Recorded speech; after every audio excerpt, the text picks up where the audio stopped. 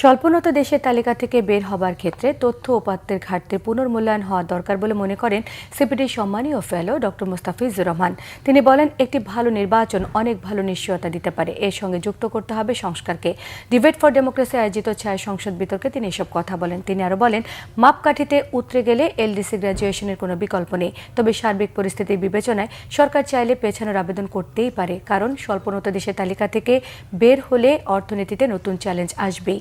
সবচেয়ে বেশি চ্যালেঞ্জে পড়বেন ব্যবসায়ীরা।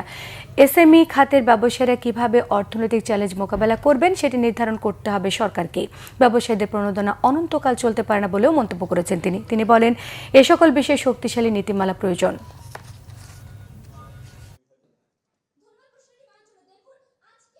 সরকারের যেদিন পতন হয় সেদিন আমাদের হিসাব ছিল 1,22,000 কোটি টাকা হলো আমাদের খেলাপি ঋণ। আজকে এটা 5 লক্ষ কোটি টাকা হয়ে গেছে, কারণ হিসাব ভুল করে দেখানো হচ্ছিল। সো এখন আমরা এই খাতে শৃঙ্খলা আনার জন্য প্রথমত তথ্য উপাত্তের স্পষ্টতা আনার চেষ্টা করছি।